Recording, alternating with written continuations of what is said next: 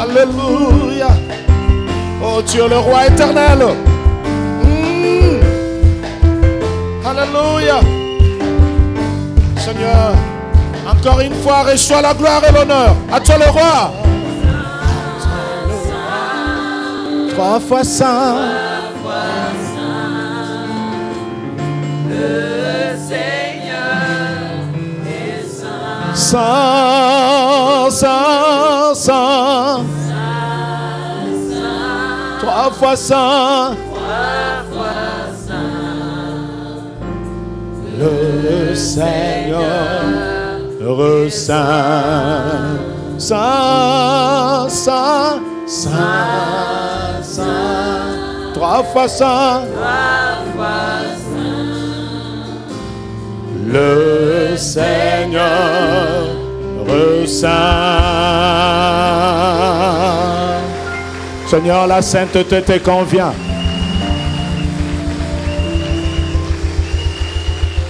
L'incomparable, à jamais tu seras l'agneau de Dieu sur le trône, toi qui es saint. Car tu as accepté de mourir sur la croix. Pour moi, Seigneur, à jamais tu seras l'agneau exalté. Je t'adore, Seigneur, et je te loue.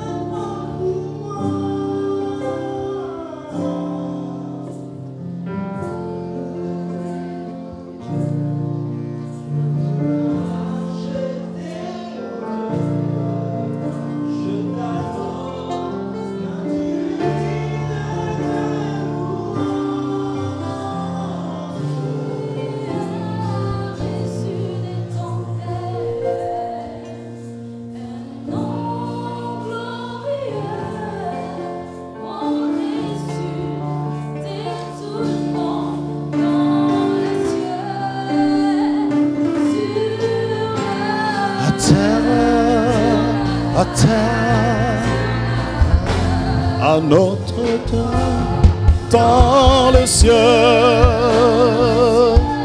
sur la terre, tout lui est soumis à jamais. Dans le ciel, sur la terre, tout lui est soumis à jamais. Dans le ciel, sur la terre, tout lui est soumis à jamais. Oh, dans le ciel, sur la terre, tout lui est soumis à jamais.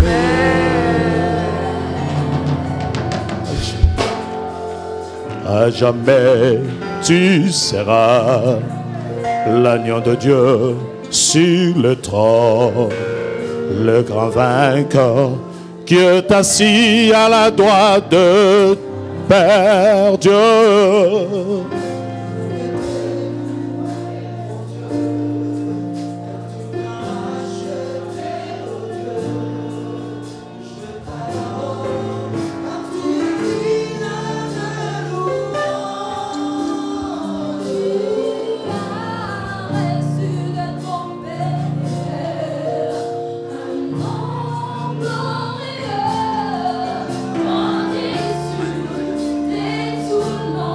Glorieux,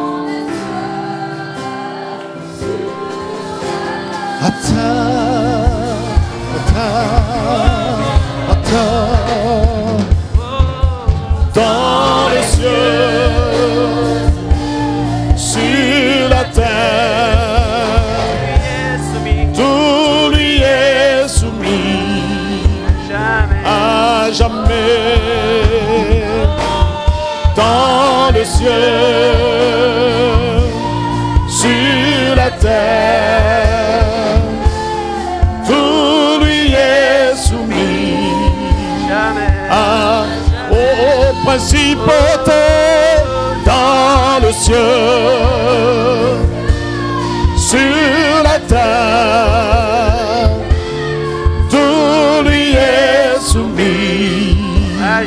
À notre roi dans le ciel, sur la terre, tout lui est soumis. À jamais. Oh, notre roi, oh, dans le ciel, oh, sur la terre, tout lui est soumis à jamais. Oh, notre roi, oh, dans le ciel, oh, sur la terre, tout lui est soumis. Oh, principauté, oh, dans le ciel, sur la terre, tout lui est soumis. Oh, notre roi, dans le ciel, sur la terre, tout lui est soumis à jamais.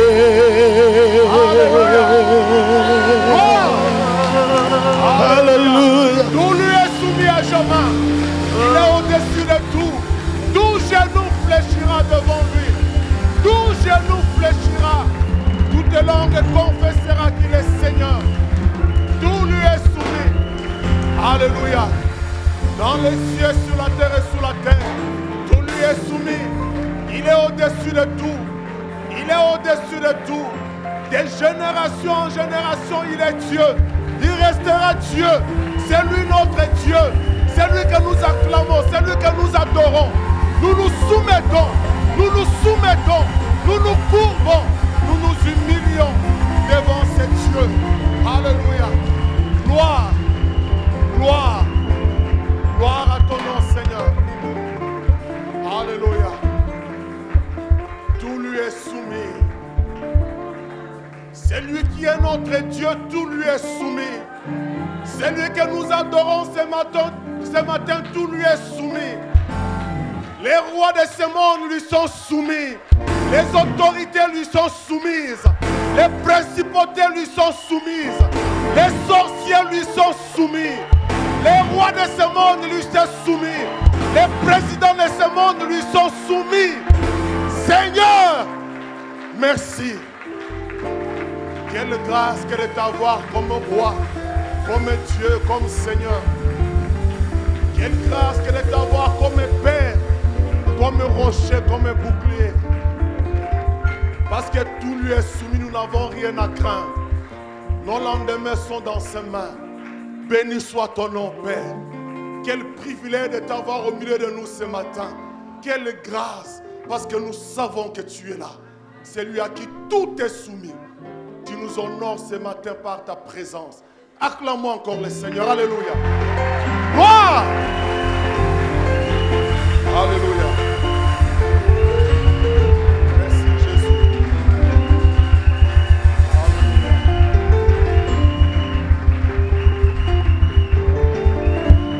Merci Jésus. Alléluia. Merci beaucoup à la chorale que Dieu bénisse. C'est une grande joie pour nous de vous avoir ce matin. Et c'est lui qui va nous apporter la parole. Nous allons donc l'accueillir, frère Thierry, pasteur Thierry. Que le Seigneur te bénisse.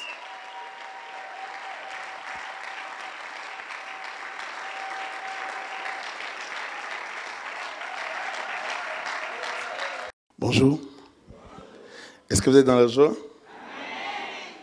Amen. Amen. Je suis dans la joie d'être parmi vous. Je tiens à remercier d'abord mes aînés dans la foi. Amen. Parce qu'avant de commencer à parler, je dois d'abord dire merci au pasteur Noëlla, pasteur Mami Lumandé, pasteur Boni. Amen. Et pasteur Georgina, merci beaucoup Nous allons partager dans Jean chapitre 4, premier verset. Notre thème, c'est saisir la direction prophétique de sa vie. Jean 4.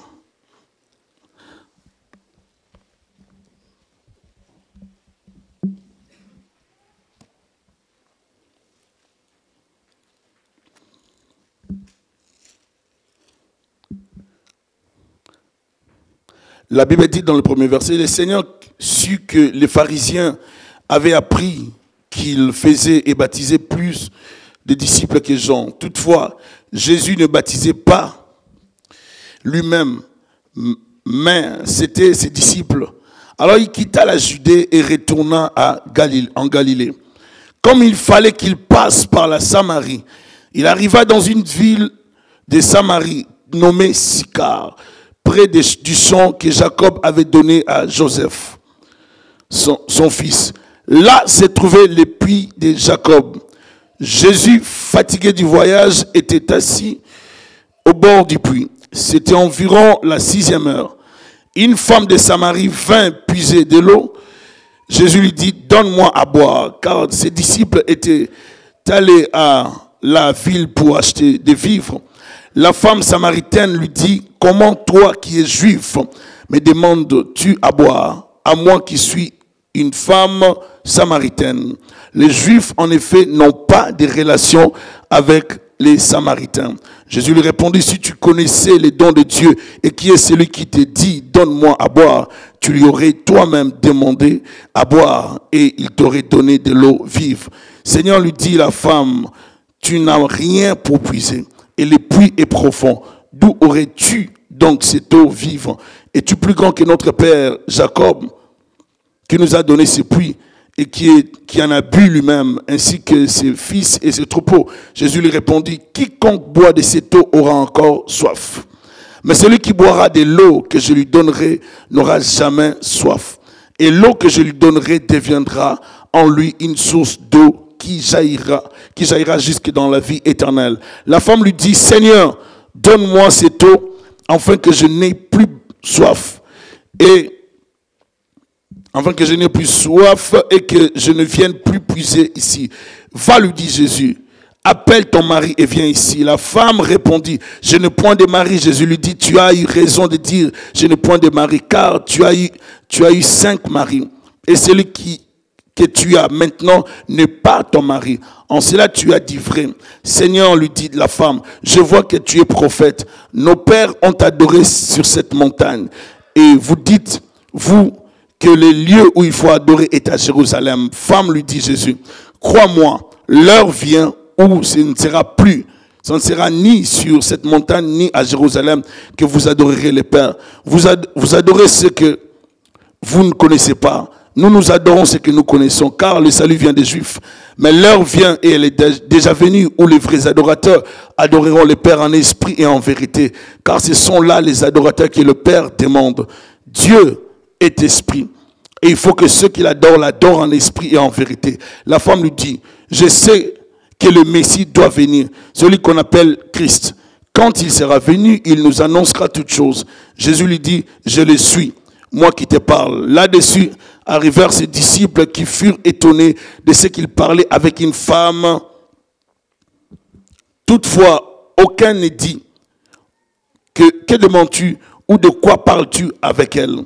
Alors la femme, ayant laissé sa cruche, s'en alla dans la ville et dit aux gens, venez voir un homme qui m'a tout dit, ce que je fais, et ne serait-ce point le Christ? Seigneur, une fois de plus, bénis ta parole, édifie quelqu'un, parle-nous Jésus, laisse que ta volonté puisse être accomplie en ce jour au nom puissant de Jésus-Christ. Alléluia. Amen. Cette histoire m'interpelle beaucoup. À chaque fois que je lis ça vient me chercher. Et le Seigneur me parle à travers ces textes. Après la mort de Salomon, fils de David, Roboam, son fils, le succéda et adopta un comportement insensible face aux réclamations du peuple du Nord. Dans 2 Chroniques 13, 17.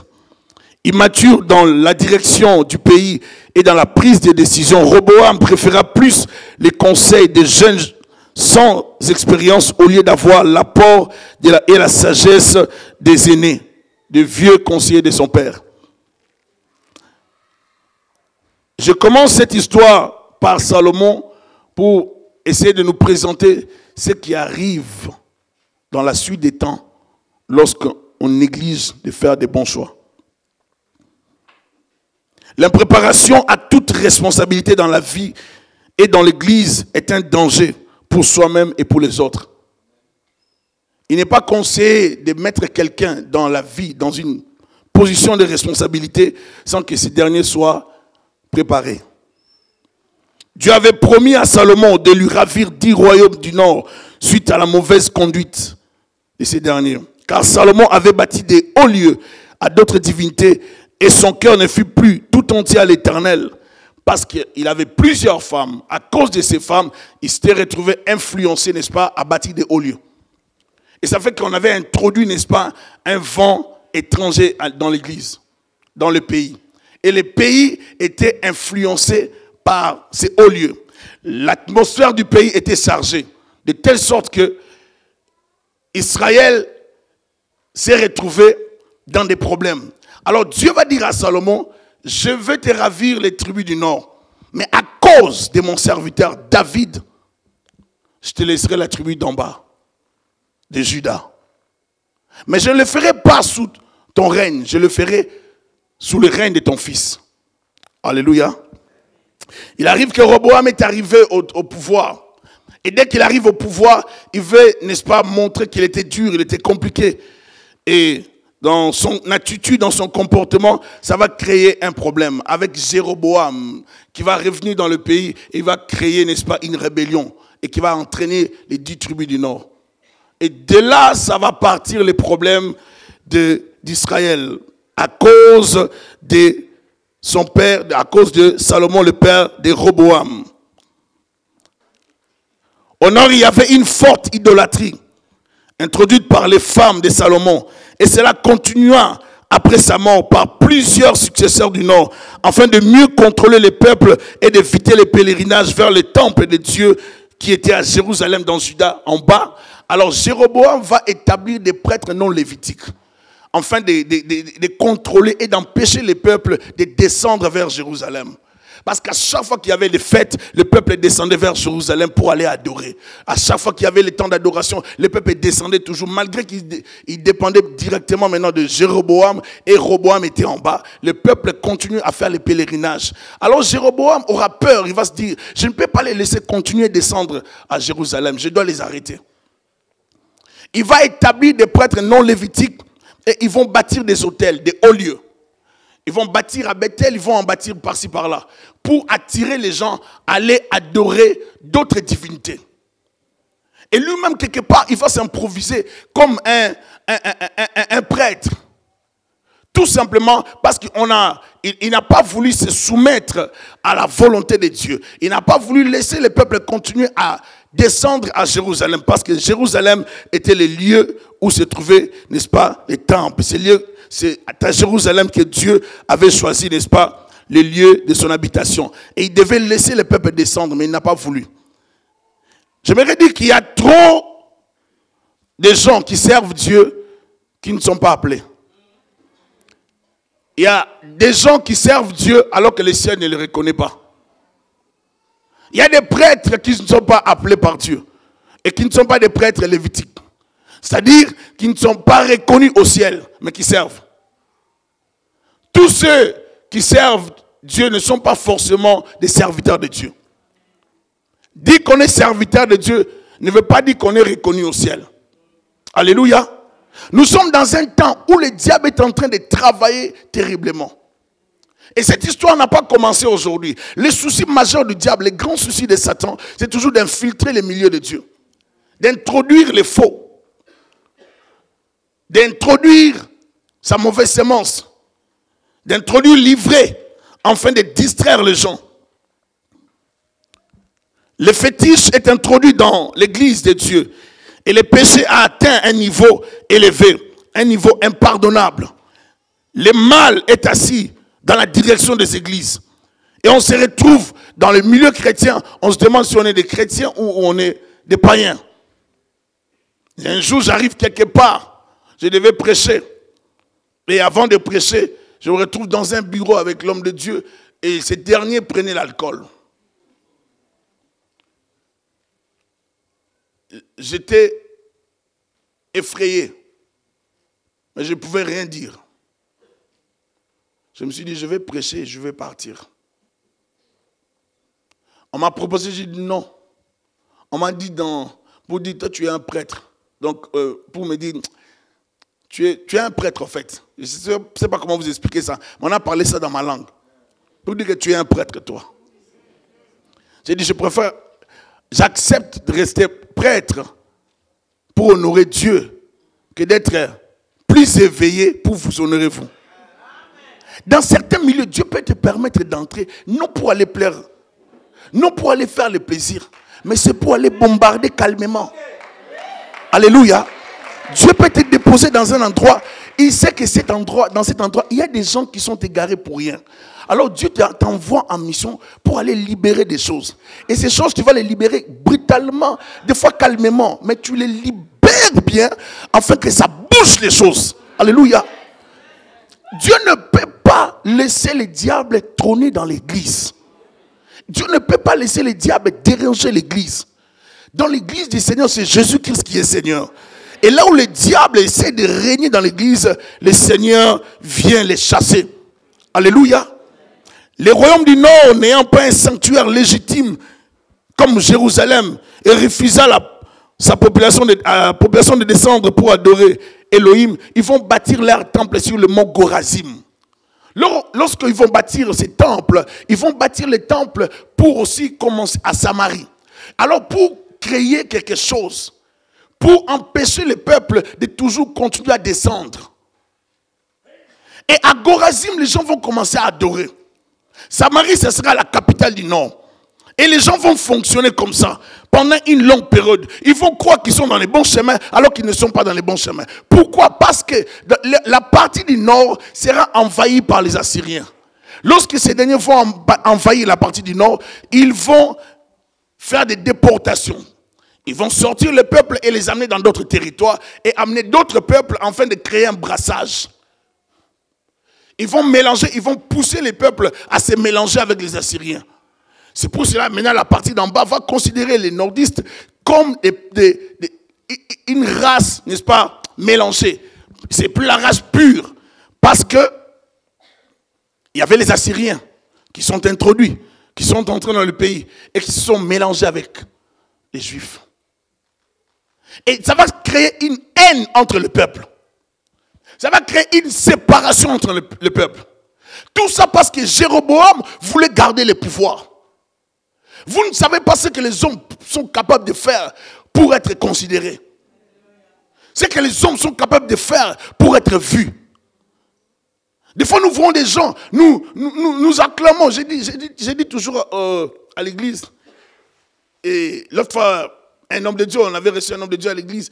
Il a prêché, les gens les regardaient. Parce que les gens voyaient un peu son introduction, effrayaient un peu. Alors les gens les regardaient. Lorsqu'il parlait, les gens ne clamaient pas.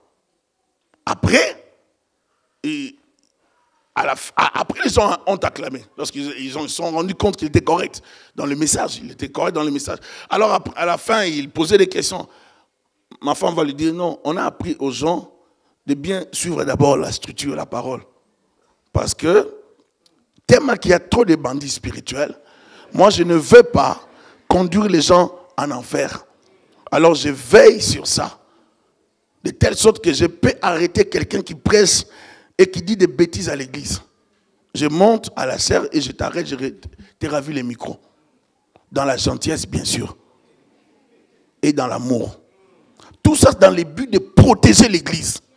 Est-ce que je me fais comprendre? C'est toujours dans le but de protéger l'église. Nous ne pouvons pas, ma soeur, mon frère, fonctionner comme tout le monde si nous voulons atteindre l'excellence. Il faut savoir saisir la révélation prophétique de sa destinée. Et pour qu'on arrive à cette femme, il s'est passé des choses. Il y a des erreurs qu'il faut éviter parce que ça aura des conséquences même dans l'avenir de tes enfants. Il y a des actes qu'il ne faut pas poser aujourd'hui alors que vous êtes en vie. Il y a des choses qu'il faut éviter de faire. Et ces actes que Salomon avait posés, ça affectait les générations futures. Ça dérangeait son fils. Son fils arrive au pouvoir, il ne savait pas qu'il y avait déjà une malédiction dans sa famille. Mais à cause de David, le Seigneur aura pitié de cette famille. Alléluia. Conséquence de la séparation, il n'y avait plus question de politique commune. Les pays étaient séparés. Plus question de confesser une foi commune. Une instabilité politique constante dans le nord. L'idolâtrie a pris place dans le nord. Dieu frappa par la déportation et l'envahissement du nord. Tout cela arriva à cause du péché et de l'idolâtrie qu'avait développé le peuple en oubliant les dieux d'Israël. Et cette déportation va détruire la mentalité, va détruire, n'est-ce pas, l'adoration. Le peuple va perdre l'adoration. Dieu cherchait toujours des adorateurs. Si vous lisez dans la Bible, vous allez voir que c'est Dieu lui-même qui a inspiré Adam et Ève, et passant par leurs enfants, à bâtir l'autel. Lorsque Caïn et Abel vont bâtir l'autel, ce n'est pas parce qu'eux ils avaient décidé de bâtir, c'est Dieu qui voulait. C'est Dieu qui en était l'inspirateur. C'est Dieu qui a inspiré. C'est Dieu qui va inspirer les temples. C'est Dieu qui va inspirer, n'est-ce pas, le tabernacle, l'arche. Le souci de Dieu, c'était de conduire le peuple vers sa présence. Et c'est le grand souci que Dieu est en train de faire, de chercher, de chercher à atteindre dans ces temps de la fin. Dieu veut atteindre un peuple adorateur. Dieu a besoin d'un peuple qui l'adore en esprit et en vérité. Mais pour qu'on puisse l'adorer en esprit et en vérité, il y a des choses que nous devons savoir remplir. Nous devons changer notre façon de vivre. On ne peut pas adorer Dieu dans le péché. On ne peut pas adorer Dieu dans une mauvaise vie. On ne peut pas adorer Dieu dans la compromission. On ne peut pas adorer Dieu dans la fornication. On ne peut pas adorer Dieu tout en étant impudiquement adorateur. On ne peut pas adorer. Il s'est introduit des choses dans l'église à partir des hommes de Dieu et à partir des musiciens. J'ai dit, les gens qui détruisent l'église, c'est les hommes de Dieu et les musiciens. Je suis fier de voir que nos aînés sont restés corrects. Alléluia. Et c'est comme ça qu'il faut être. Si vous connaissez le Seigneur, vous devez rester correct même après des années. Alléluia. Et les musiciens ont introduit les péchés. Des fois, dans les églises, vous comptez sur des gens, mais ces gens sont des groupes d'impudiques. Est-ce que quelqu'un est à l'aise avec ce que je dis? Il y a des gens qui viennent vers vous en parlant en langue, mais alors que dans l'intérieur, c'est de la pourriture. De telle sorte que vous leur faites confiance, mais ils savent qu'ils ne méritent pas d'être considérés. Parce qu'ils se méconduisent à un niveau très élevé. Ils ont les péchés jusqu'au cerveau. Donc ils ne pensent qu'au péché. Ils se réveillent péchés, ils sont à l'église péché. Et ils veulent séduire même dans l'église. Donc un frère séducteur dans l'église, une sœur séductrice dans l'église. Et des fois dans la chorale, il y a trop de péchés pour rien. Parce que les gens ne veulent pas suivre le Seigneur, suivre la parole de Dieu. Et des fois lorsque le pasteur est sévère, on ne veut pas. J'ai dit à une sœur, toi fais attention, il y a une grossesse devant toi.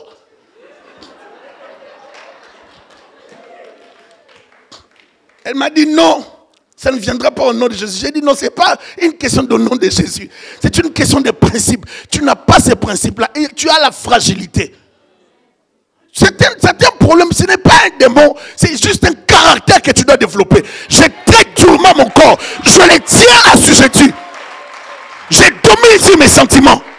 Je gère mes sentiments. Je ne veux pas que mes sentiments m'influencent à rater le ciel.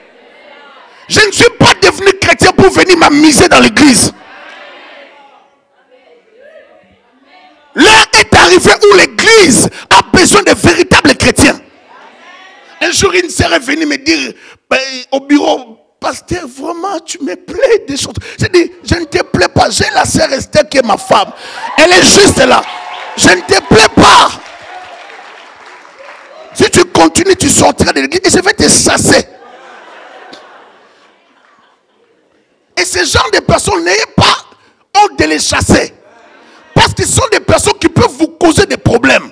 Vous savez que des fois dans l'église, vous pouvez voir les mêmes frères qui sont à côté de vous. Vous posez un problème parce qu'une sœur s'est plaint que le pasteur a voulu me toucher. Alors que ce n'était pas ça. Ça, ce sont des stratégies sataniques. Parce que de telles personnes, quand tu refuses leur séduction, peuvent te créer des problèmes. Je dis à la sœur, ma sœur, je ne tomberai pas. Et je refuse. Je suis convaincu d'être dans le bon chemin avec ma femme. Je ne peux pas. Je ne veux pas. J'ai tellement fait un long parcours avec Jésus. Ce n'est pas aujourd'hui. Je n'ai plus besoin de ça. Vous avez fait tellement un parcours. Il y a des choses, il ne faut plus reculer. Nous ne sommes pas dans cette dimension-là. C'est la bassesse, ça. Comme des frères, des gens disent, pasteur, c'était plus fort que moi. Ce n'était pas plus fort que toi. C'est toi qui as un problème sérieux. Soit tu ne connais pas Jésus, soit tu as des soucis dans ta conversion. Alors, c'est pour cela que je dis, il y a des chrétiens qui ne sont pas chrétiens, nés de nouveau, mais il y a des chrétiens qui sont seulement convertis, mais qui n'ont pas connu la nouvelle naissance. Parce que la nouvelle naissance, c'est la nouvelle nature. C'est une nouvelle naissance. Nous recevons une nouvelle semence. Je ne peux pas naître de nouveau et aimer le péché. C'est impossible.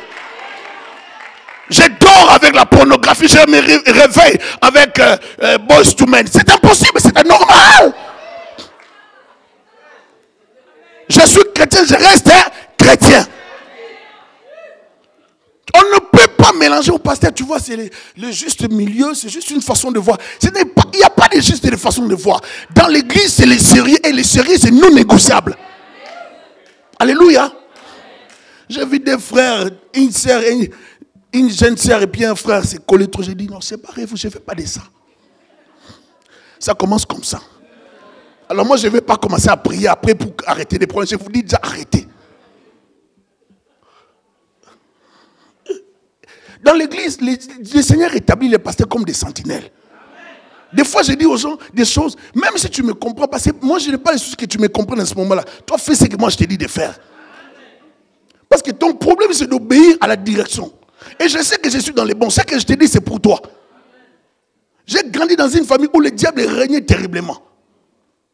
De telle sorte que dormir, c'était un problème. Les démons régnaient. Les problèmes, les maladies régnaient dans notre maison.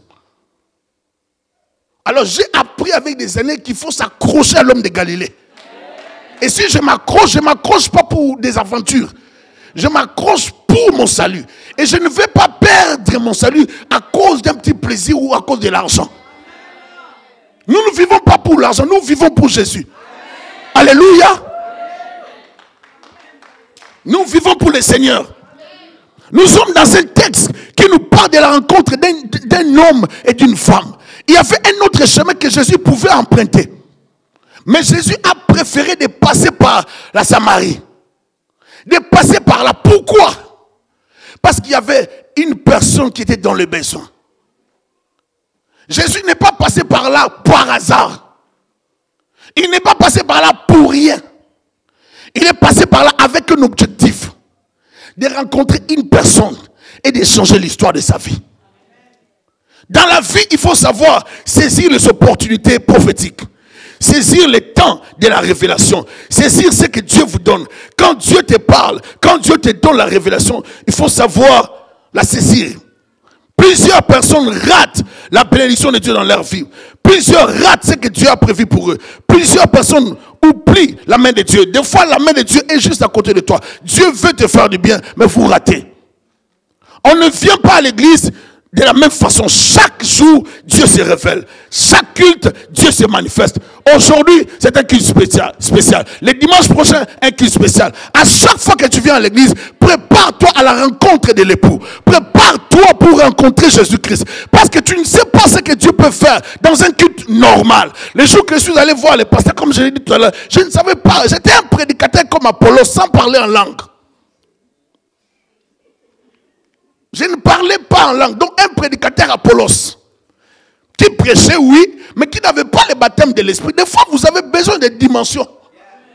L'église a besoin de dimensionnistes, des chasseurs, des ténèbres, des gens qui ont la puissance de Dieu pour éradiquer les péchés. Parce que des fois, les péchés, ce n'est pas un problème de péché, c'est un problème des esprits. Et ça prend la prière, ça prend la puissance de Dieu pour repousser ces esprits très loin des gens. Est-ce que je parle à quelqu'un? Le péché a conduit une personne à aller passer toute sa journée dans l'eau. Je parle à la personne. qu'est-ce que tu as fait? J'étais dans la rivière. Qu'est-ce que tu faisais? Les esprits là m'ont dit, je dois rester là-bas dans les eaux. J'ai dit quoi? Toute la journée, oui, jusqu'à 23h. Donc toi, tu passes ta journée à nager. Jusqu'à 23h. Oh oui, je n'avais pas le choix. C'est pour ça que certaines personnes, il faut les libérer sans leur demander la permission. Vous ne prévoyez rien. Il n'y a pas de choses prévues. Vous imposez ça dans le désordre, mais avec la volonté de Dieu. Vous imposez la puissance. Certaines conversions sont des conversions qui vont venir brutalement. La personne vient pour vous rencontrer. Un jour, j'ai reçu une personne, une sœur qui m'a été recommandée. Elle est venue me voir. Elle vient me voir avec une autre personne. Vous savez, les gens, des fois, qui accompagnent certaines personnes vers les hommes de Dieu, se comportent comme des gens. Hein, moi, je ne viens pas dans vos églises, là. J'ai parlé à la sœur, et puis le Seigneur m'a convaincu. Vous savez, comme je dis, il faut être un homme de l'esprit. Hein. Si vous n'êtes pas un homme de l'esprit, vous risquez de ne pas me comprendre. Le Seigneur m'a convaincu. J'ai dit à la sœur, toi qui es venu accompagner l'autre, toi je dois te recevoir aussi. Oh non, non, non, je ne suis pas venu pour ça, je suis venu juste pour l'accompagner. Non, toi, tu as des besoins, entre. Parce qu'il faut gagner des âmes brutalement des fois. Nous ne sommes pas en train de faire l'évangélisation ordinaire. Ça c'est la dimension de l'évangélisation brutale. La croissance de l'église, ça peut qu'il y ait des hommes et des femmes qui se lèvent pour aller gagner les gens brutalement. L'église a besoin des gens. Il ne faut pas se contenter du nombre que vous avez. L'église a besoin d'aller chercher des gens à l'extérieur. Nous ne pouvons pas définir le nombre des gens ou les caractéristiques des gens qui méritent d'entrer au ciel. Nous ne pouvons pas dire que les gens qui ont des tatouages, des piercings ne doivent pas venir à l'église. Il y a des gens à l'extérieur qui ont besoin de venir dans cette salle. Il y a des gens à l'extérieur qui doivent venir ici. Il faut qu'il y ait un débordement des âmes dans cette église. Est-ce que je parle à quelqu'un? Lorsqu'on commence à se contenter du nombre qu'on a, c'est qu'on a échoué. On ne peut pas se contenter du nombre qu'on a. On doit continuer à travailler. Il y a des âmes à l'extérieur que tu dois aller chercher. Derrière chaque personne, il y a des gens. Derrière chaque, dès que vous êtes là, derrière ta vie, il y a des gens. J'ai dit à cette heure-là, entre. Elle est entrée. Je parlais avec elle. Je lui ai dit, toi, tu dois changer de vie. Oh non, non. Non. Moi, je prie, vos églises là des Noirs. Je lui ai dit, arrête-moi cette histoire, les églises des Noirs. Moi, je te dis que je suis noir. J'ai dit, il ne faut pas me faire avaler que je suis noir. Je ne suis pas noir. Et je l'ai dit vraiment à l'église, je ne suis pas noir.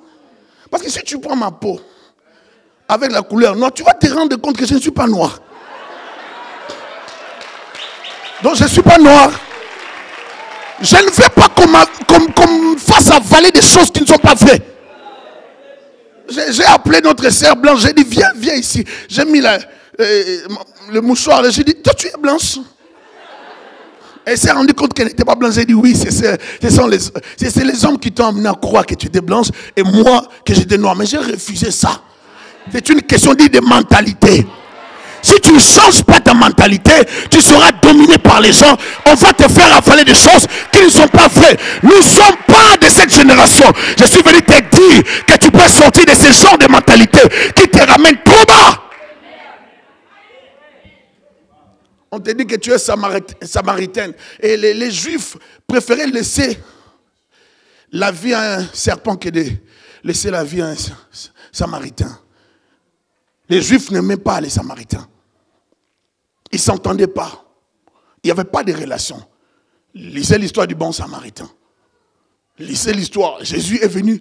Si vous lisez bien Jésus, vous allez voir qu'il a beaucoup travaillé entre Jérusalem et la Samarie, entre les juifs et les samaritains. Il voulait rétablir la relation. Parce que la division affaiblit. Alléluia. On ne peut pas travailler ensemble dans la déloyauté. On ne peut pas fonctionner ensemble dans les murmures. On ne peut pas travailler ensemble dans l'hypocrisie. On ne peut pas vivre ensemble sans amour.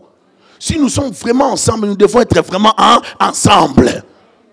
Être ensemble, c'est être vraiment vrai, l'un envers l'autre. Ah. Un jour, mon mentor, pasteur Wilner, il a un de ses fils qu'il a encadré aussi, ses fils-là commençaient à les vilipender à l'église. Il faisait un travail dans les secrets à l'église. Il faisait un bon travail dans l'église. Et dans ce travail-là qu'il faisait, il avait gagné plusieurs personnes dans l'église. Le pasteur l'a appelé parce que lui, il est direct. Quand il appelle, il lui donne les micros en public. Prends les micros devant les gens. Moi aussi, je prends les micros. On va parler devant les gens. Tu vas dire tout ce que tu dis aux gens en public. Et moi aussi, je vais parler comme ça. Les gens vont décider. S'ils te choisissent, toi, tu restes. Moi, je sors d'ici vite. Sinon, c'est toi qui vas sortir aussi vite. Est-ce que vous êtes avec moi? Il a fait ça. Et le monsieur s'est repenti en public. Il a dit alors, comme tu viens de te repentir, on ne peut plus continuer à travailler. Tu pars et tu ne reviendras plus ici. Alléluia. Des fois, dans les églises, on a des problèmes inutiles. Dans la chorale, problème. À l'intercession, problème. Dans l'évangélisation, problème. On élève quelqu'un dans l'église, vous n'aimez pas les choix du pasteur. Tu commences à contester les pasteurs partout. Tu passes ton temps à bouder les pasteurs. Ce n'est pas une source de bénédiction pour toi. Alléluia. Vous savez, avec les années, j'ai appris beaucoup. Des fois, lorsque les aînés disaient, non, il ne faut pas faire ça, nous, on voyait que non, et ils n'avaient pas la révélation. Parce qu'on était très zélés. On se disait, ils n'ont pas encore notre niveau. C'est comme s'ils ont raté quelque chose. Et lorsqu'ils ne comprennent pas. Et des fois, tu es là, tu dis, comme ils donnent à prêcher. Mais j'ai appris qu'il ne faut pas demander la chair. J'ai appris qu'il faut être patient. J'ai appris qu'il faut se taire. Je suis arrivé au Canada, l'homme de Dieu m'a dit, pasteur Wilner m'a dit, Thierry, oublie tout ce que tu savais, reste à mes côtés. Oublie que tu es prédicateur. J'ai accepté d'oublier ça. D'oublier que j'étais prédicateur, je suis resté à ses côtés. Je ne prêchais pas. Et vous savez ce qu'il m'a fait? Il m'a mis à l'accueil. Entre-temps, nous avions l'église, la première église que nous avons, l'église des rachetés. Il m'a mis à l'accueil, je dois faire l'accueil. J'ai dit, moi faire l'accueil. Là où j'étais, j'ai dit, ce type, il se joue de moi. Vous savez, des fois, des paroles peuvent monter dans votre cœur, ça vous donne la colère. J'ai dit, il se joue de moi. Il me dit de faire l'accueil. Moi, faire l'accueil. Ah, si un Congolais entrait dans cette salle et qu'il me voyait faire l'accueil, quelle serait mon image? Je suis en train de gâcher beaucoup de choses. Je perds mon temps avec ce type. Oh, lui, il m'a testé dans la vie. Dans la vie, il faut tester les gens. Il faut éprouver, il faut tester les gens. Péraïsmos. Tester les gens. Il faut des fois tester certaines personnes. La Bible le dit. Il faut qu'on les éprouve avant de leur donner la responsabilité. Il faut des fois tester des gens pour voir s'ils sont vrais ou pas. Ce n'est pas un péché de tester. Peut-être que tu crois que c'est un péché. Ce n'est pas un péché. J'encourage nos aînés à le faire. Il faut tester. Alléluia. C'est très très important. Et il m'a testé. Je suis resté fidèle. Il y a des gens de l'église, des fois, qui voulaient, oh non, mais est-ce que tu ne peux pas commencer quelque chose? Ou bien tu as déjà commencé? J'ai dit, je n'ai rien commencé. Je suis toujours ici. Ne me poussez pas à commencer quelque chose parce que c'est lui qui m'a mis ici. Alors je ne suis pas venu pour le détruire. Je ne peux pas lui faire du mal. Et je suis toujours bien avec les messieurs. Vous ne pouvez pas savoir, il m'a aidé, il m'a financé dans les études. Il a financé mes études. Vous voyez, des fois, il faut être bien avec des gens. Il ne faut pas avoir une image sale et puis gâcher son image partout. Il ne faut pas répéter les mêmes erreurs que les autres ont déjà commises par-ci, par-là. Il faut casser l'image, la réputation mauvaise que nous avons, ou bien que ta famille a, ou bien que tes frères ont. Alléluia. Et un jour, il m'a proposé, Thierry, tu commenceras à avoir 35 000 $ l'année. Alors là, je suis rentré. On venait de commencer l'église. Si tu veux, tu commences à avoir 35 000 $ l'année, on va te payer. Et puis, là, je ne lui ai pas dit maintenant la réalité, que je venais de commencer l'église, on était encore à la maison. J'ai dit, quoi? 35 000 $, je suis allé voir mon père. J'ai dit, j'en parle à papa. Papa, regarde, là, c'est 35 000 $. Ici, c'est l'église que j'ai commencé moi-même. Il n'y a rien. On est à peu près à 7 personnes. Donc, il n'y a pas d'avenir déjà. mieux vaut prendre les 35 000 $. Et tu vois, avec tous ces soucis que j'ai, ça va résoudre les problèmes. Papa m'a dit, il faut prier. J'ai prié. Je me suis dit, bon, je vais le dire que je ne fais rien. Je vais essayer un peu de mentir, mais pour avoir un peu d'argent. Et puis, je vais voir l'année prochaine. Parce que l'argent peut te pousser à mentir. Et je peux vous assurer que j'avais pris l'option de... pas vraiment de mentir. Vous savez, les chrétiens, ils ont une façon de...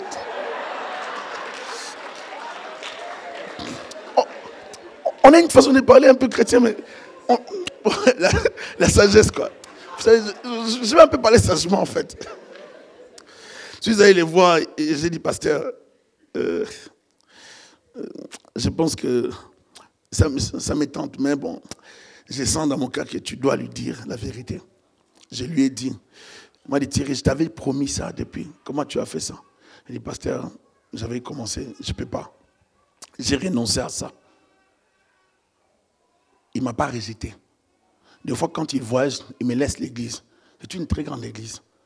Je pars, je prêche. Et je ne prends jamais des gens.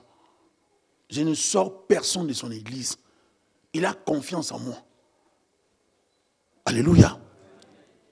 On fonctionne comme ça. Et c'est ça qu'il faut faire. Il faut être vrai avec les gens. Alléluia. Parlons de cette femme-là tout à l'heure. Je l'ai reçue au bureau. Sans sa volonté. Dès qu'elle entre au bureau, je lui ai parlé d'arrêter la mauvaise vie qu'elle menait. D'arrêter la mauvaise vie. D'arrêter l'infidélité. J'ai insisté là-dessus. Comme le Seigneur me mettait à cœur, j'ai insisté. Elle a refusé. Vous savez, des fois, les gens ont de l'agressivité. Hein. Pourquoi tu me parles comme ça? On ne se connaît pas, je suis venu l'accompagner. Moi, je dis non. Moi, c'est ce qui vient dans mon cœur, c'est ce que je te dis. Arrête ça, ma soeur, c'est pas bon. Tu veux bien recevoir Jésus-Christ. Parce que, vous savez, quand vous parlez comme ça, bombardez déjà Jésus-Christ. Parle de Jésus rapidement, parce que c'est lui la solution. Et quand j'insiste, je dis, tu veux bien recevoir Jésus-Christ? C'est facile, ma soeur. Non. J'ai insisté, elle commence à pleurer. Oui, je trompe mon mari. Je dis, combien d'années? Bon, ça fait 4 ans. Vous voyez comment l'évangélisation brutale, avec une politesse, peut sortir quelqu'un des problèmes. Elle n'avait pas prévu ça. Et elle est venue accompagner quelqu'un d'autre. Je la sors de ce programme-là. Et j'ai récupéré une âme. Maintenant, je cache beaucoup de détails. Mais j'ai récupéré une âme. Est-ce que vous comprenez? Elle n'avait pas prévu de se convertir. Des conversions non planifiées. Donc vous débarquez dans un coin, vous évangélisez sans demander la permission aux gens. Est-ce que tu ne peux pas recevoir Jésus-Christ? Bon, depuis que tu conduis ta vie, est-ce que tu vois que ça marche? Parce que lui-même a fait ça avec cette femme. Il s'est déplacé pour cette femme. Il voulait que cette femme puisse découvrir la révélation du Fils de Dieu. Certains problèmes vont finir lorsque tu rencontreras l'homme de Galilée. Certains problèmes vont s'arrêter lorsque tu découvriras Jésus-Christ. Tu ne peux pas continuer à vivre dans le péché. Cette femme avait eu 5 maris, 5 hommes. Elle a vécu avec ces hommes. Elle vivait dans le péché. Tu as eu 5 maris. Et celui que tu as maintenant n'est pas ton mari. En cela, tu as dit vrai. Seigneur, lui dit la femme, je vois que tu es prophète. Waouh. Cette femme avait 5. Et celui que tu as maintenant n'est pas ton mari, femme. Elle dit, waouh. Je vois que tu es prophète. Donc tu n'es plus seulement les messieurs que je venais de voir. Le langage commence à changer. Le langage en face de Jésus changera toujours. Plus tu restes devant Jésus, plus tu restes à l'église, tu vas comprendre qui il est.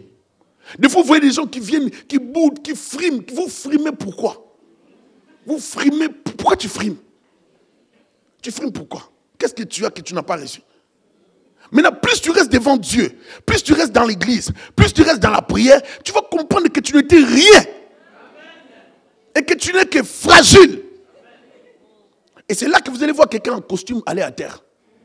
Parce qu'il a compris que cet homme-là de Galilée, ce n'est pas n'importe qui. Là, vous commencez à voir quelqu'un qui était... Bon, vous savez, nous, on a étudié. Hein, moi, je ne peux pas me rabaisser. Hein. Non. Là, tu commences à comprendre que tu n'es rien. Là, tu te mets à genoux parce que tes diplômes, là, c'est rien. Là, tu commences, la dimension commence à changer. Hein? Parce que là, tu te mets à genoux, tu te vois rien sans ce Jésus-là. Puisque vous resterez en face de Jésus, vous changerez de langage. Vous ne pouvez pas continuer à fonctionner tel que vous avez fonctionné hier. L'heure vient. Elle est déjà venue. Où les vrais adorateurs adoreront le Père en esprit et en vérité. Et Dieu cherche de véritables adorateurs dans cette salle. Dieu cherche les adorateurs. Les adorateurs, ce n'est pas seulement les gens qui viennent s'agenouiller tous les jours à l'église. Non. Les adorateurs sont les gens qui vivent de manière à glorifier Dieu à l'extérieur. Leur vie, leur conduite honore Dieu. Lorsqu'il arrive au travail, il honore Dieu. Il arrive au cégep à l'université, il honore Dieu. Il arrive dans la famille, il honore. C'est ça l'adoration. C'est honorer Dieu partout. Pas seulement à l'église. Des fois à l'église, alléluia, Seigneur, je t'aime. Oh, Jésus, alléluia. Oh, à l'extérieur, tu fais d'autres choses. Dieu veut que la vie à l'extérieur soit en accord avec la vie dans les temples. C'est ça l'adoration. L'adoration, c'est pas seulement à l'intérieur, c'est à l'extérieur. Partout où tu seras. Lorsque tu ne verras pas les pasteurs Noëlla, lorsque tu ne verras pas les pasteurs Boni, lorsque tu ne verras pas les servants de Dieu, les pasteurs dans l'église, lorsque tu ne verras aucun pasteur, lorsqu'il n'y aura personne autour de toi, tu as une passe en or pour pécher. Est-ce que tu vas pécher ou tu vas rester un adorateur? C'est là qu'on connaîtra de véritables adorateurs et de faux adorateurs. L'adoration, c'est pas seulement dans l'église, c'est même à l'extérieur. Est-ce que ton pasteur peut se taper la poitrine pour toi? Peut dire que cette fille-là craint le Seigneur. Ce frère-là, il est vrai. Cette sœur-là, oh, une servante de l'Éternel. Est-ce que le même langage que tu tiens à l'église, c'est le même langage que tu tiens à l'extérieur? À l'extérieur, très agressif. À l'église, bonjour ma sœur. Toujours des bisous polis à l'église. Toi, tu n'aimes pas des salutations à la main. Un peu la joue. Bisous. Et tout le monde sait que tu fais des bisous bien. Fais des bisous. Tu es doux à l'église. Sois doux à l'extérieur. Pas de douceur seulement à l'église avec des sœurs. Mais à l'extérieur, méchant. Mauvais mari. Sois un adorateur dans ta maison. Tu adores seulement à l'église. Là, quand tu adores, oh, alléluia.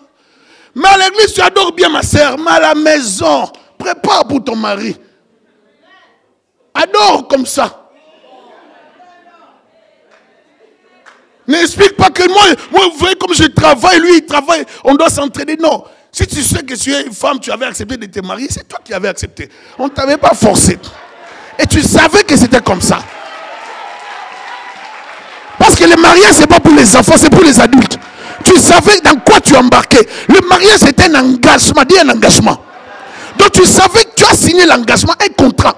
Tu as signé une alliance. Que personne ne sait pas ce que tu as uni. Toi, tu arrives dans la maison, tu veux changer des lois. Oh non, moi je ne veux plus que l'homme me domine, je ne veux plus que l'homme... Même dans l'autorité de l'homme, ce n'est pas écraser la femme. Mais c'est une collaboration, mais la femme est toujours soumise. Oh, c'est pas ça, hein?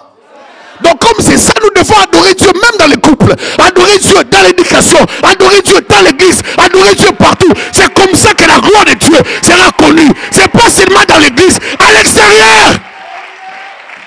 Les gens connaîtront l'église, parole du salut, lorsqu'ils verront que vous conduisez correctement.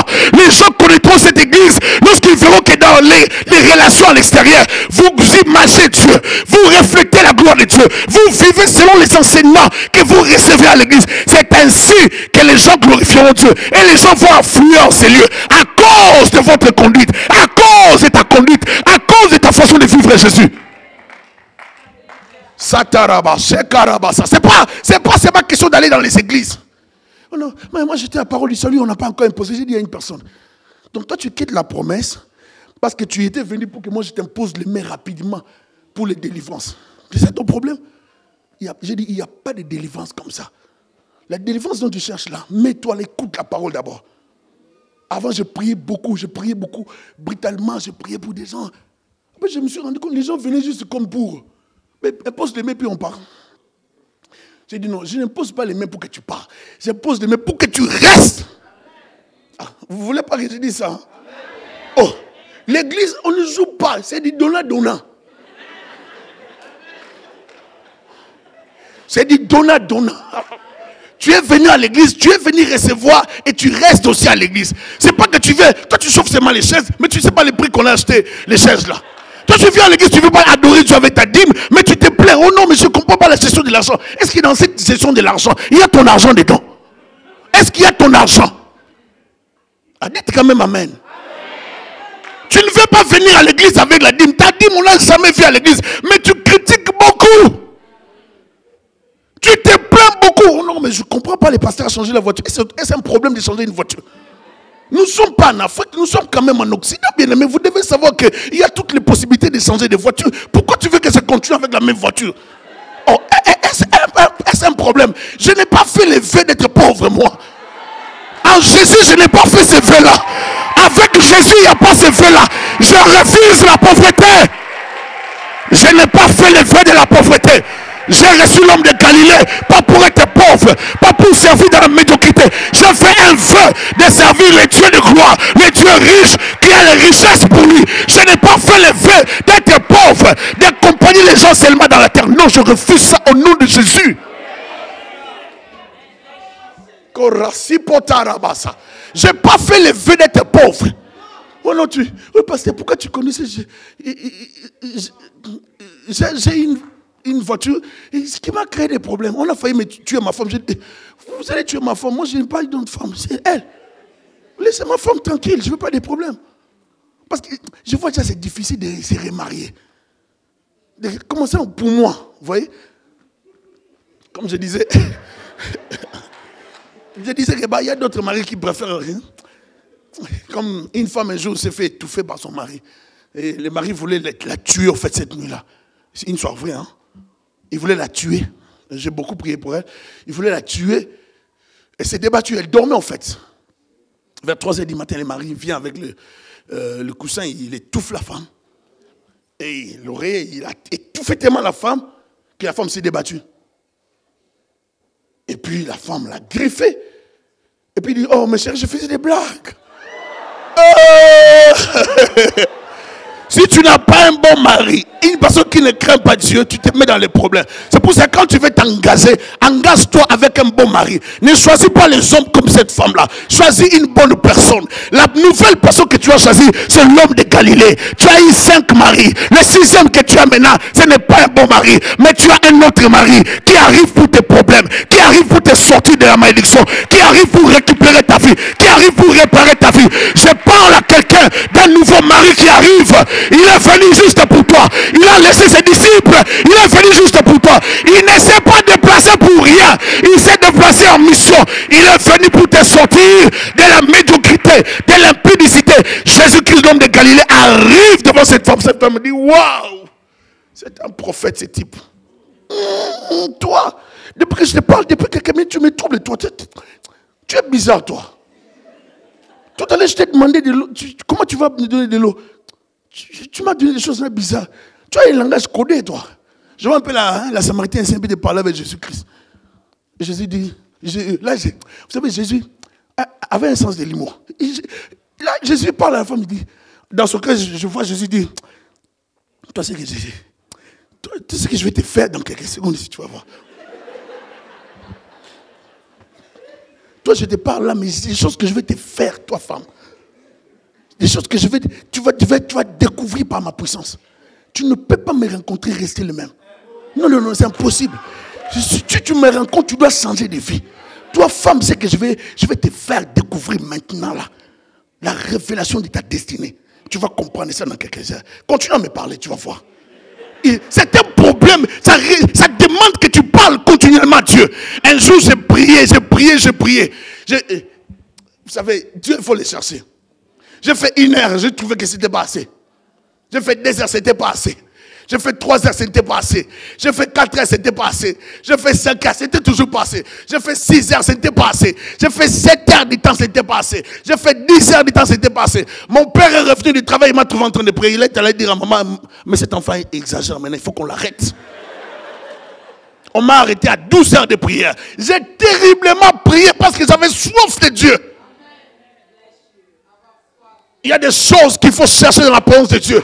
que des gens qui veulent chercher l'onction par la facilité. Oh non, il n'y a pas de formule. Il y a les jeûnes et prières. Il y a la consécration. Il y a la crainte de Dieu. Il y a l'intégrité. Il y a la vérité. Quand tu marches dans la parole, Dieu t'accompagnera. Ce n'est pas un problème de beaucoup de paroles. C'est un problème de consécration et de genoux à terre. C'est ainsi que le Seigneur déposera sur toi sa puissance. Est-ce que je parle à quelqu'un qui libère ta vie des lois des familles, qui libère ta vie des malédictions, des chaînes, des ténèbres, des choses qui t'empêchent d'aller de l'avant, qui te libère des choses qui t'empêchent de les servir, qui te sortent de là.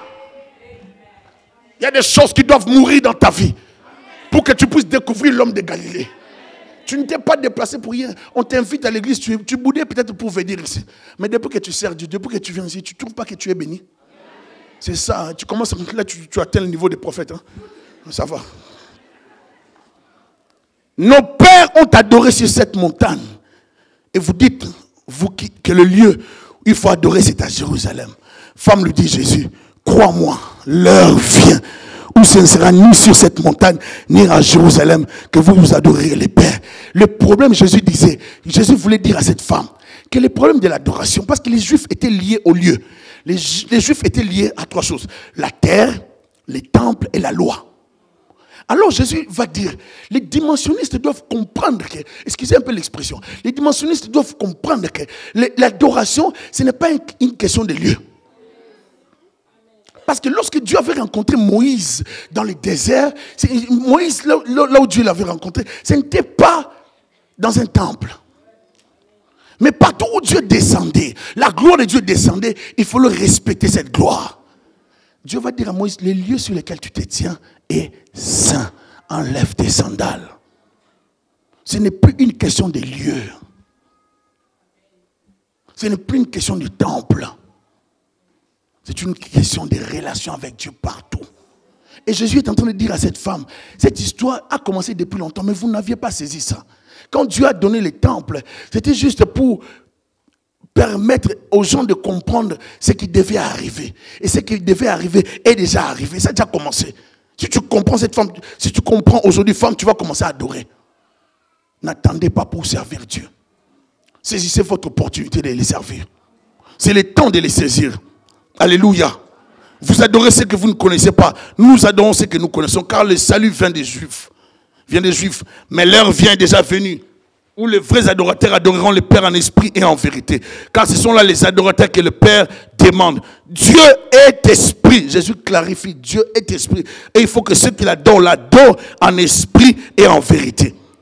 La femme lui dit, je sais que le Messie doit venir, celui qu'on appelle Christ. Quand il sera venu, il nous annoncera toutes choses. Jésus lui dit, je le suis, moi qui te parle. Cette femme a commencé à appeler Seigneur, prophète. Là maintenant elle dit, je sais que le Messie va venir. Donc elle a commencé à faire des liens directement.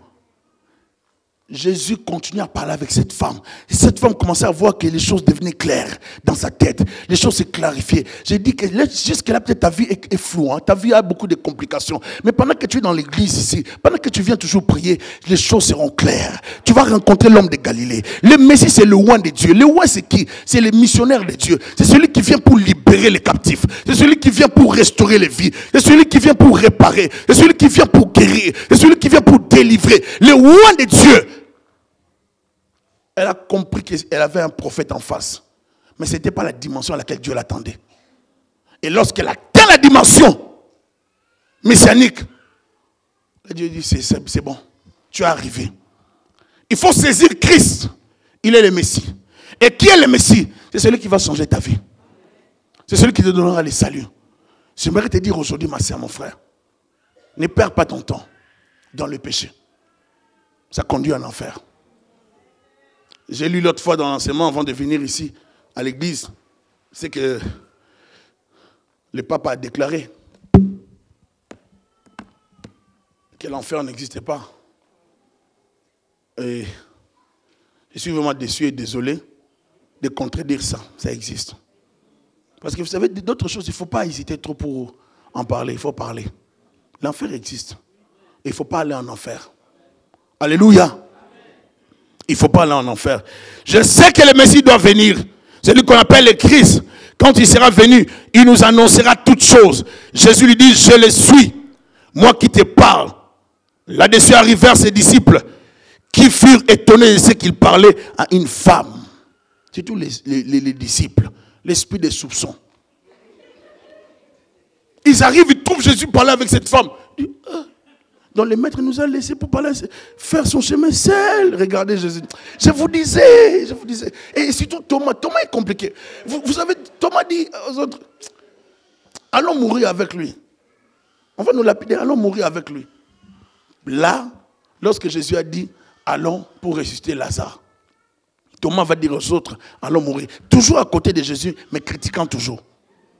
Mais il n'était pas loin, toujours avec Jésus. Il y a des gens, des fois, Dieu va les permettre d'être à côté de vous, mais juste pour vous critiquer. Mais toi, ne les suis pas. Parce que tu as une mission. Ne perds pas ton temps à descendre dans des débats de bas étage. Reste dans les hauteurs. Reste dans la gloire. Reste dans l'excellence. Fonce, va de l'avant. Ainsi, tu atteindras la dimension messianique. Tu veux voir la gloire de Dieu. Ne descends pas. Ne suis pas les gens de la ville qui te critiquent. Ne suis pas les gens qui te connaissaient avec ton image sale. Ne suis pas les gens qui te connaissaient prostitué. Ne suis pas les gens qui te connaissaient comme un homme divorcé, comme un super dragueur. Tu n'es plus le frère dragueur. Tu es maintenant une nouvelle créature. Tu n'es plus assez prostitué. Tu es maintenant une nouvelle créature. Les choses anciennes sont passées. Voici toutes choses sont devenues nouvelles. Quand Dieu te voit, il te voit une belle créature. Quand Dieu te voit, il te voit une bonne personne. Il a tellement investi pour toi. Ne perds plus ton temps dans les péchés. Alléluia. Je vais conclure par cet exemple. Je parle souvent du péché. Il faut me supporter. Un jour, je suis allé prier pour une famille, pour un enfant qui avait la sorcellerie. Et c'était prévu que l'enfant passe par la délivrance. L'enfant était déjà passé par la délivrance. Et puis, ce jour-là, le Seigneur m'a permis de voir que l'enfant avait repris la sorcellerie. J'atterris chez eux. J'ai dit à la maman, cet enfant a repris la sorcellerie. Et la maman m'a dit, non, pasteur, elle a beaucoup changé. La maman m'a dit, elle a beaucoup changé. Elle n'est plus sorcière. J'ai dit, non, elle a repris. Amène là, tu vas voir. C'est une question d'autorité. Tu vas voir ce qui va se passer. Elle amène l'enfant. Je commence à prier pour l'enfant. L'enfant disait qu'elle n'avait pas repris. Je commence à prier. L'enfant vomit. L'enfant explique la vérité, qu'elle avait repris la sorcellerie. J'ai dit, c'est pour ça que tu étais venu m'attaquer. Elle a dit oui. J'ai dit non. Moi, au niveau de l'esprit, tu ne peux pas m'atteindre. Je peux être comme ça, comme tu vois. Je suis un court géant là, au niveau de l'esprit. Donc, au niveau de l'esprit, tu peux être court de taille. Ce n'est pas un problème. Toi, au niveau de l'esprit, sois robuste. Et des biceps spirituels. Et la puissance spirituelle. Au niveau de l'esprit, sois fort. Est-ce que je parle à quelqu'un? Ta maison ne peut pas être un aéroport où les ténèbres seront à l'aise d'atterrir. Tu n'es pas n'importe qui. Tu es un stoppeur des œuvres des ténèbres. Tu as la relation avec Jésus-Christ. En toi, c'est la gloire. Christ en nous, c'est l'espérance de la gloire. Je te dis cet après-midi que ma soeur, mon frère, ta vie ne peut plus rester dans la même dimension. J'ai dit à cet enfant, toi tu vas sortir, les démons là vont sortir maintenant, tu vas voir. J'ai commencé à les malmener sans leur permission. Vous savez, il y a des, comme j'ai dit, des grincements dedans. Des fois tu parles en langue, tu grinces les langues avec une sainte colère. Tu as comme envie de donner un coup physique, mais tu ne peux pas, tu libères seulement la puissance. Karama shakata yabasa. Libérez! Korasata, libérez! Et j'attaque sans arrêt. Comme je disais, on t'attaque, tu attaques. Parce que des fois, il faut laisser les pasteurs aussi se reposer. J'ai vu notre aîné, j'ai dit, avec ma mamie, très beau là. J'ai dit, waouh. Il faut laisser les pasteurs aussi se reposer. Oh, vous ne voulez pas dire amen, regardez. Des fois, il faut laisser les couples se reposer. Quand tu t'en les appelles, toi-même maintenant grandis. Quand tu grandis, ça ne veut pas dire que tu dois quitter l'église. Tu grandis, mais reste dans l'église. La croissance ne veut pas dire quitte ta famille, reste dans la famille. Mais tu as grandi, sers Dieu maintenant dans la famille. J'ai prié pour l'enfant. L'enfant a refusé la sorcellerie. Regardez les pièges. C'est pour ça que je dis aux jeunes serviteurs de ne pas se précipiter. d'écouter les aînés. Ce qui m'a sauvé, c'est une prédication que j'avais écoutée dans la jeunesse de la Bonne. C'est cette prédication-là qui m'avait sauvé. Ça avait revenu dans mon cœur. Je n'ai pas oublié ça. Le pasteur Veille. Et j'étais assis. La femme est sortie. Elle est allée sûrement dans la chambre. Moi, je me suis dit, bon, tu es un homme de Dieu. Hein, ça fait, peut-être elle veut me donner une offrande. Je ne peux pas refuser non plus. Vous savez, à l'époque, j'étais encore célibataire. Ma femme n'était pas encore avec moi. Et surtout, les travaux, c'était un peu difficile. Peut-être qu'on veut te donner un petit rien. Tu vas refuser? Non, c'est un travail. Il ne faut pas avoir honte. Faut pas... Parce que j'ai compris qu'avant, j'étais trop gêné. Non, je suis plus gêné. Alors, j'ai dit, non, j'attends. Là, elle sort en robe de nuit. Vous voyez? Et je vois directement quelqu'un qui vient se mettre sur moi. Je me lève. Je commence à parler en langue. Je commence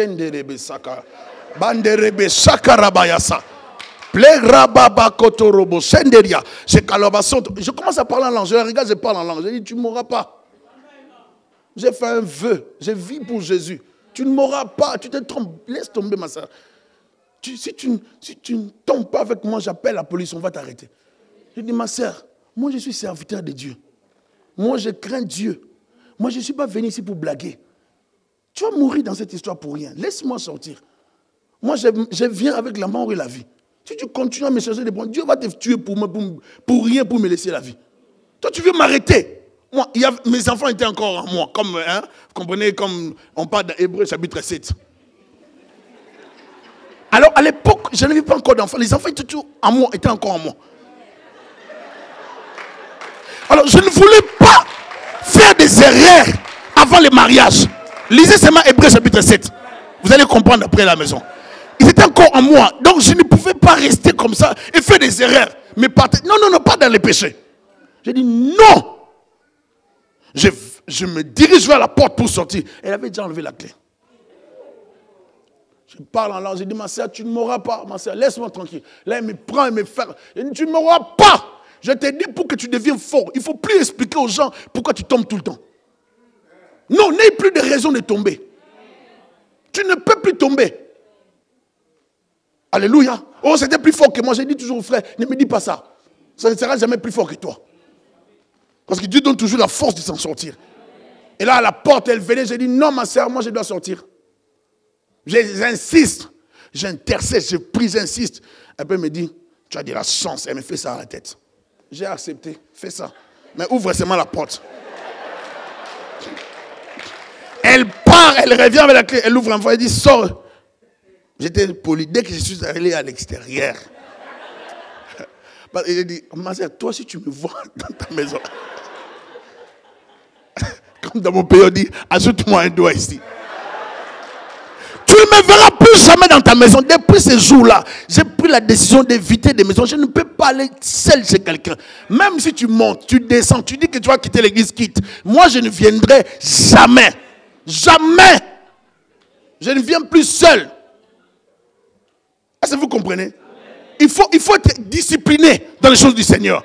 J'ai béni le Seigneur pour nos aînés dans la foi. Pour ce qu'on nous a transmis. Ce que j'ai reçu, c'est ce que j'ai recevé à la jeunesse. Et ce qui m'a aidé à être fort. C'est pas quelqu'un. Je ne suivais pas d'autres mouvements. J'étais là, j'écoutais ce qu'on disait. Et je mettais ça en pratique. Et ce que je suis en train de te dire aujourd'hui, mets la parole de Dieu en pratique. Ne reste pas seulement à écouter. Et le Seigneur ne manquera pas de te bénir. Lève ta main droite, déclare avec moi. Seigneur Jésus, change ma vie, change ma destinée. Amène-moi dans une nouvelle dimension. Au nom de Jésus. Nous acclamons le roi des rois. Je laisse ta parole.